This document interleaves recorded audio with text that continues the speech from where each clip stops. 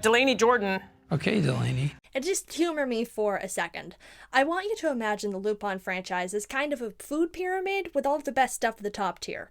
Like, the Lupin good stuff is right under that, and then there's the objectively, creatively ambitious material. So let's call that Cagliostro, Mamo, and the woman called Fujiko Mine.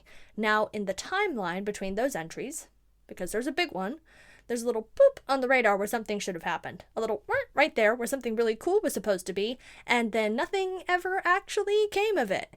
A little 40th anniversary movie called Green vs. Red. Okay, look, I don't know if you guys know this, but 2-hour-long videos about Lupin III is a lot to say about Lupin III. I have devoted more time to this series than I think any sane person really should. And I wasn't sure if I had any more in me outside of, you know, the big one. But it seems you would have to pry this asshole off of my personal brand with the jaws of fucking life. So while I'm working on the next long essay, because goddamn, these take a while, I thought that I'd treat you guys to something small while also opening up a discussion I've been interested in having for a little while now. I haven't had the chance to get into this yet, but I really, really love horror. I used to be a big weenie, but once I started easing myself into it over the years, it turned out it was absolutely my bag. There are so many things a horror film can be, and I don't think I actually hate a single one of them. And I know that the idea of prestige horror is kind of a meme, and I firmly disagree with the notion that horror films are just now starting to get smart, or that it's because of the A24 brand. But man, this weird moody shit is for me. If you don't have any idea what I'm talking about, you might be wondering what this has to do with Lupin, because famously, Lupin doesn't ever really go into horror. Like spooky stuff, maybe, but never full-on horror. Definitely not for lack of trying, but obviously this is a series they've historically tried to market to a fairly broad audience, and horror is rarely the first place you go when you're keeping things broad. Though when they finally did veer in that direction, well, we're gonna get there. Eventually. Let's not get needlessly hyperbolic here. Green vs. Red is far from the worst Lupin thing. It is not good, but if you ask me which is the worst, there are 100% a few more entries to go before you get to Green vs. Red. But Green vs. Red is definitely the most emotionally painful, let's say. To see something take as big a swing as it does, in a lot of ways I personally appreciate, and instead fall directly onto its ass, yeah, it hurts. I'm not gonna lie. It really hurts. But the thing about it is that the ways in which it doesn't work are so specifically difficult to articulate. Like, yeah, the pacing drags, the structure is all over the place, it is at least a quarter of an hour too short to explore everything it clearly wants to, and yet it still feels like it's fighting tooth and nail to pad out its runtime. There's no internal logic, it is a movie about everything and nothing, and yet I struggle to let it go as just a failed experiment because I feel like I've admired so many of those traits in other movies before. I don't know, I've tried to find better things to do, but as the person who devoted 50 minutes to explaining why the mystery of Mamo is high art, not to mention someone who has tried to write this exact kind of screenplay where you want to leave more questions than you do answers, I feel a particular vested interest in figuring out what happened here. It's really hard to break down the plot of Green vs. Red and feel like you've covered everything, because half of it is what we're literally seeing on screen. There's hundreds of Lupin impersonators running around, a loser pickpocket named Yasuo finds a green jacket and decides he's gonna become Lupin, but the gang is rolling with a red jacket Lupin to steal a fancy ice cube and Yasuo wants to beat him, but the other half of it is metatext, about the role of fandom in society, about the concept of franchise purity, what we consider to be truthful to canon, about the identity of Lupin and how embodying freedom in the specific over-the-top way Lupin does isn't something a human being can really do. The best way I can describe this movie is as kind of a horror thriller. The thriller element is largely self-explanatory, but the horror is a bit more complicated. There is a distinct sense of wrongness, not only to the idea of Lupin as this persona one allows to possess them, rather than just a guy who was born like that, but the fact that any of the cast exists in this world at all opens up this uncanny middle ground between fiction and reality. Zenigata personally knows the Japanese cops handling the imposter cases, but the Castle of Cagliostro is a real film that exists in this world. Fujiko's got, like, dreamwalker powers. Jigen might be immortal, and also, at one point, werewolves on a helicopter. Most intriguingly, it's never clarified how much they're on the same page about Lupin's disappearance.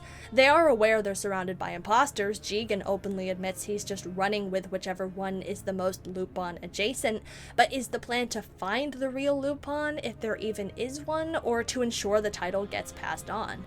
For Zenigata, it seems to be the former. For Fujiko, it's the latter. Goemon gets so rattled by seeing his friend's face everywhere that he literally has to excuse himself from the plot, which may be the best reason they've ever come up with for him doing that outside of, I have to go train. So, hey, that works. And at the end of the day, it doesn't matter which jacket wins the duel, because the only real winner in this situation is that parasitic thing which we identify as Lupin. Maybe it's neither of them. Maybe it's shoplifter Lupin, huh? Like, it makes about as much sense.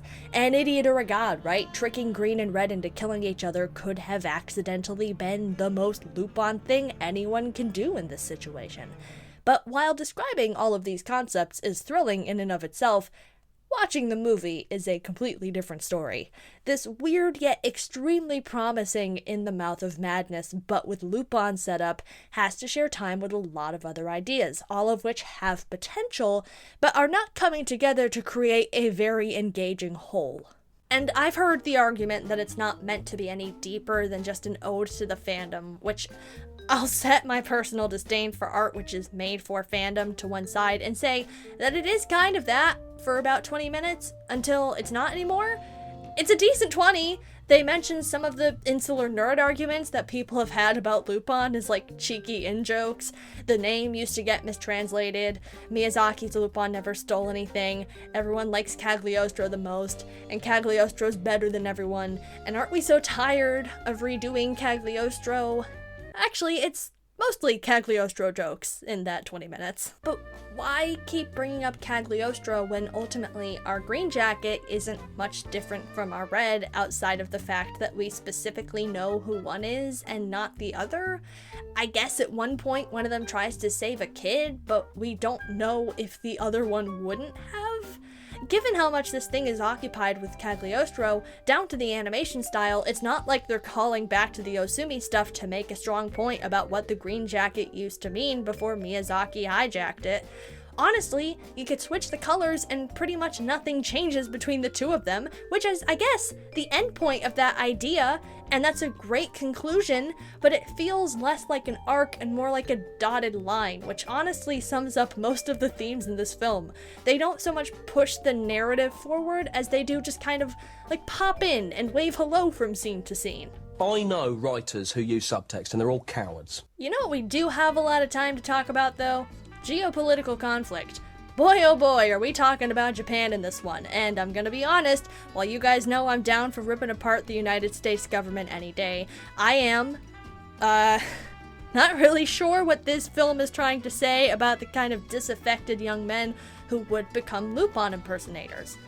I am definitely not really sure why the evil Japanese businessman who's colluding with the US government and has the plutonium ice cube everyone wants is a really big fan of Chinese interior design for no clear reason. Frankly, I don't think I want to know. But we burn a lot of pretty lengthy scenes on this subplot, and while there's odd details here and there which feel like interesting pieces of this puzzle, it kind of takes over the second act with no clear reason as to why, especially because every other concept it's sapping attention from as a result is 10 times more interesting. And then, right as it's reaching its climax and actually getting somewhere, and you wonder if maybe things were always going to come together and naturally form a guide ramp for the film's core thesis to take center stage, and you just didn't have enough faith in the process, a giant robot shows up out of nowhere to punch a skyscraper and never be in the movie again, and that's kind of the end of the ice cube thing altogether. Sure, fine. Whatever, but why do I try? I think it may sound like I'm talking a lot about the ideas and not about the actual craft of filmmaking here, and that's because that's also one of the biggest issues with this film. Talking! It won't stop talking! Like, For all of the stuff it steals from Cagliostro, it could also maybe steal all the times that movie knows exactly when to shut the fuck up and chill out for longer than 10 seconds at a time. Like, this movie knows it's an anime, right? Meaning it can convey complicated concepts and raise interesting ideas with visuals. And it'd be one thing if the dialogue served a similar purpose as it does in Paprika, which puts these gaps in between all of the insane dream shit to breathe a little bit, and really sit down with its themes about a relationship between fiction and reality. But Green vs. Red is not succeeding at either because these conversations never seem to build to anything, nor are the visuals so frequently trippy that one would appreciate a break from them. And there's not that many scenes where things kick into gear in a way overwhelming enough to really warrant a breather. It's part of the way this movie makes interesting decisions without understanding why. Like, a flashback to add context to an action scene we just saw is a cool idea, but when you do it for 2 out of the 3 you have, it doesn't really feel like a careful choice you made beyond seeing other directors do it and thinking it was pretty cool in those movies. It's so close. It is so goddamn close. I do not hate a single idea this film brings up. I don't even hate some of the ways it chooses to execute those ideas. And like I said, I feel like such a prick because when I put it all on paper, like the weird pacing, the emphasis on dialogue, the refusal to answer every question it raises, all of these things should be compliments. All of these things should be what gives Green vs. Red its identity. It's just the actual experience of watching it that is insanely frustrating. Now, the funny thing is, I wasn't going to bring up the production history of Green vs. Red because my idea of a short video is 20 minutes, and I'm sure I'm already pushing it. And also, there is just none that I could find.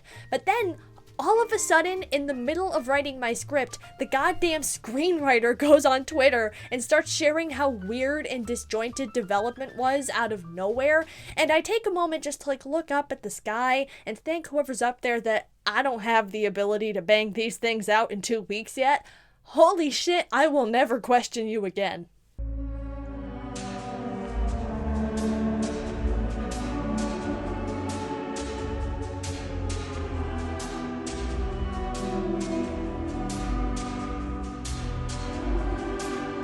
To paraphrase his take on the situation, which keep in mind is just one perspective, screenwriter Toshimichi Okawa and director Shigeyuki Miya did not spend a lot of time on the same page. Okawa's impression of Miya as a director seems to be largely positive, but he acknowledges that when he got brought in to look at the storyboards Miya had already completed, he didn't really know what to make of them. They were interesting, but he wasn't sure whether they were nonsense or so smart that they were going over his head. And Miya was so passionate about the project that Okawa found it hard to step in. He interpreted the narrative more about the story of Yasuo and his girlfriend. Miya was clearly more interested in other elements of the narrative, but at the end of the day, Okawa says that the plot of the final product really isn't that complicated. It's just the way it's directed which makes it hard to follow. So as I got further into trying to sum up what my problems are with Green vs. Red, I realized that when you're discussing a film which intentionally leaves a lot of room for interpretation, you kind of have to navigate this space between subjective reaction and actually identifying where there is failure on a technical level. Naturally, art is subjective. Not everyone will agree on where the line between the two is in any given case, and there's been debate lately of whether some of these prestige horror films are getting a little too self-indulgent for their own good. As the genre keeps gaining prominence and directors get more opportunities to go experimental, we're seeing people push the limits of their creativity. Some are successful, others objectively less so. Now, I watched a lot of recently divisive shit for this video, and oddly enough, I thought that the problem with most of the things that didn't work for me was that they weren't more ambitious with their concepts. Technically, incredibly impressive films, but you could kind of see the director resting on their laurels in the back, like, yeah, okay, I nailed this, when they definitely could have pushed themselves a little further. I think the gray area appears more when a director overshoots rather than obviously undershoots at what they're going for. Also, a lot of the stuff I wound up hating were horror films about women living in the patriarchy directed by men. Interesting trend. Nothing that annoyed me so much, it might actually be its own essay to unpack. Just not getting it used to be pretty standard in the early days of this current horror renaissance, when stuff like The Babadook and The Vivitch found mainstream success, and commercial audiences couldn't really figure out why they were being called the scariest movies of all time. And it's been the case before. Films we pretty generally agree are classics, like The Thing or The Shining, were not exactly hits when they came out because they weren't typical of genre fare at the time.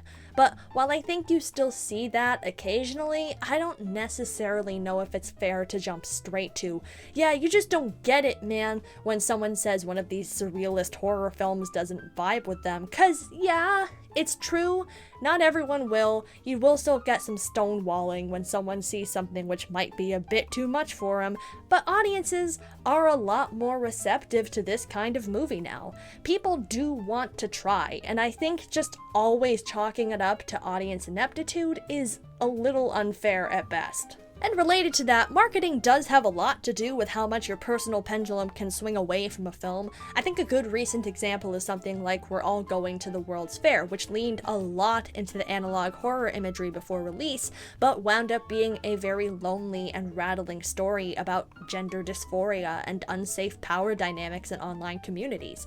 And while it makes for a much more thoughtful and even daring film upon further reflection, if you thought you were going to get a straight-up creepypasta movie, I can understand why you might initially feel a little misled, but I would urge you to go back and see what the film was going for and judge it on that merit.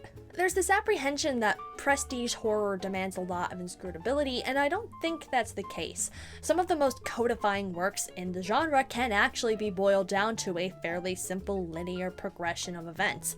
A black man meets his white girlfriend's family. A janitor imagines having had a more successful life. Old man Yowie. You can describe these narratives purely literally, but what kind of elevates them is what's hidden in the margins. For example, Midsommar is about the end of a dysfunctional relationship, but the horror factor is the cult accelerating, maybe even manufacturing their breakup. Now that naturally lends itself to a discussion about the emotional manipulation tactics of cults when targeting and isolating potential newcomers, and if you're gonna talk about the isolating ideology of cults, wham! White supremacy.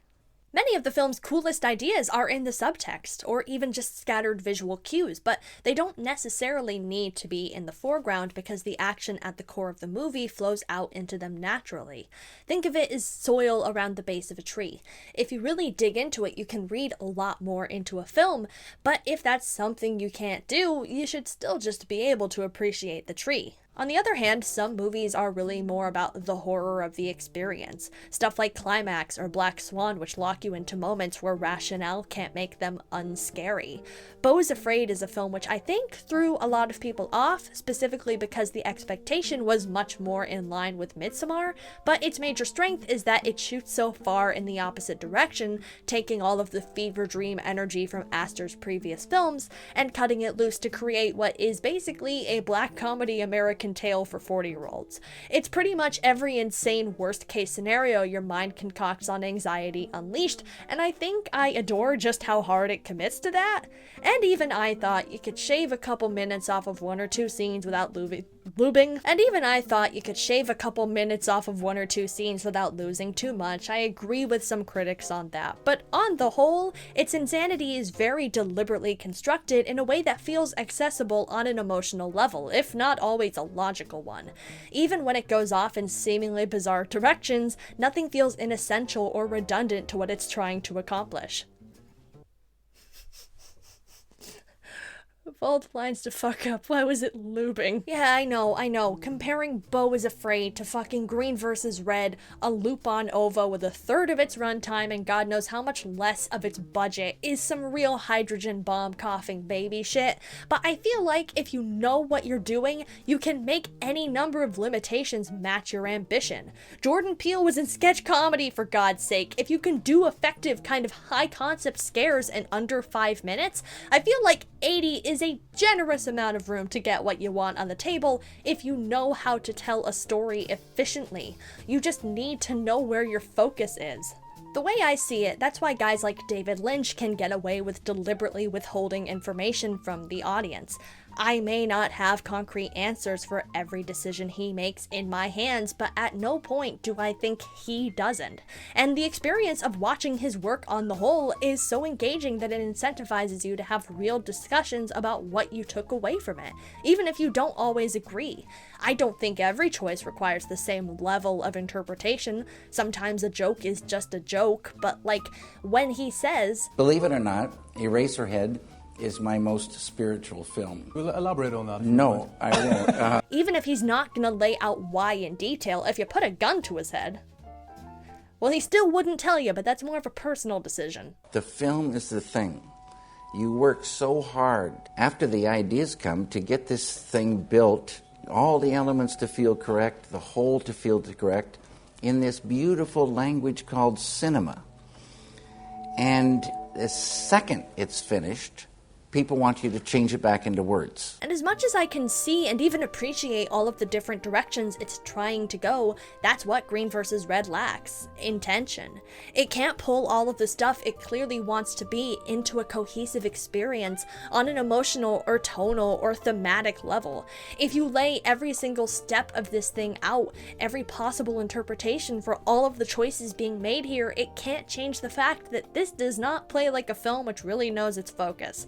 And I promise, I am not hung up on what I think this could have been. I think much like with World's Fair, once you get past your expectations, you should just be able to look at what you have and what the vision was, and whether it accomplished what it was trying to do. I have framed this film in every possible light. I want it so badly just to function, if not for me, then for itself. And I can say that it reaches that basic standard, or I can be honest. You want a cohesive story arc about the parasitic metatextual power of Lupin III? Hello, welcome to my channel. Speaking of which, I think I'll close this conversation by pointing out that talking about Lupin from a critical perspective is difficult enough as it is. I can never mind the practical hurdle of TMS's fucking trigger-happy copyright bots, though that's definitely its own problem. Yeah, hello to you too, guys, don't think I didn't see you there. But especially as of late, the moments of serious creative vision are rare, and the moments of fully delivering on that vision are even rarer. I joke that maybe I've spent an unreasonable amount of time talking about this series, but frankly, I already had to stretch to get this one as long as it is, and as little as I like to admit it, the window of opportunity for deep dive discussions, past the ones we all know are already coming, does not exactly appear to be growing at the moment. Does it annoy me that it fails? Yes. Can I give it a little gold star anyways? Knowing what other entries in this series have successfully accomplished, not with a clear conscience. But I like that it tries. Shit, you asked me, I'd rather have 20 more unsuccessful Green vs. Reds over most of the specials, which are broadly competent but boring, with maybe one or two exceptions. At the end of the day, in spite of all its ambition, I'm sorry that this is the most I can really get out of it. And obviously, if it does any more for you than it did for me, I think that's great, but, you know, maybe they'd get a little closer next time.